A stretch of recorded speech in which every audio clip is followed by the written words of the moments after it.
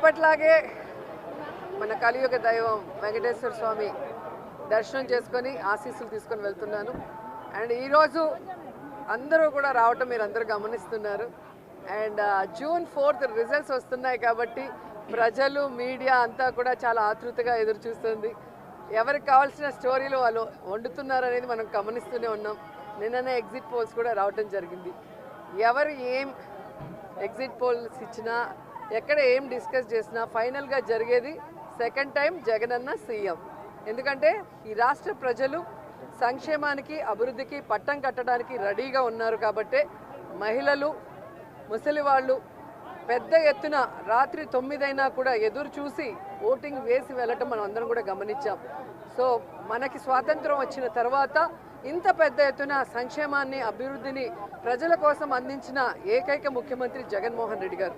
రాష్ట్రం విడిపోయి నష్టాల్లో కష్టాల్లో ఉన్నా కూడా ప్రభుత్వ బాధ్యతగా ప్రజలకి మంచి చేయాలి, రాష్ట్రాన్ని అభివృద్ధి వైపుకు నడిపించాలి అని చిత్తశుద్ధితో పారదర్శక పరిపాలన అందించారు. కాబట్టి ఈరోజు మేమంతా కూడా చాలా కాన్ఫిడెంట్గా ఉన్నామన్న విషయాన్ని మీ అందరికీ తెలియజేసుకుంటున్నాం.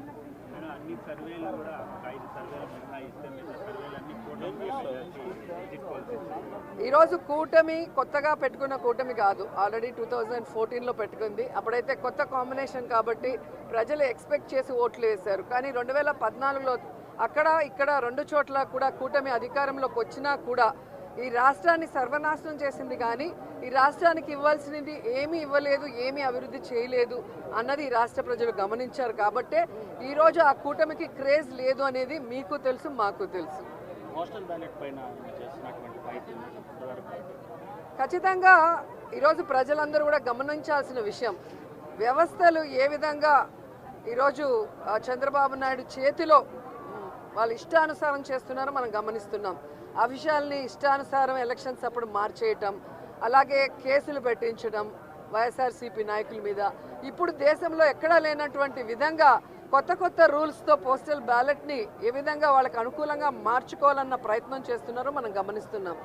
అదే చెప్తున్నా కదా, ఎవరెన్ని దొంగ ఆటలాడినా ఎవరెన్ని వ్యవస్థలను మేనేజ్ చేసినా ప్రజల మనసులో ఉన్న జగన్ గారిని చంద్రబాబు నాయుడు కాదు కదా, ఆయన పుట్టించిన ఖర్జూరం నాయుడు కూడా మేనేజ్ చేసి మార్చలేడని కూడా ఈ సందర్భంగా తెలియజేసుకుంటాం.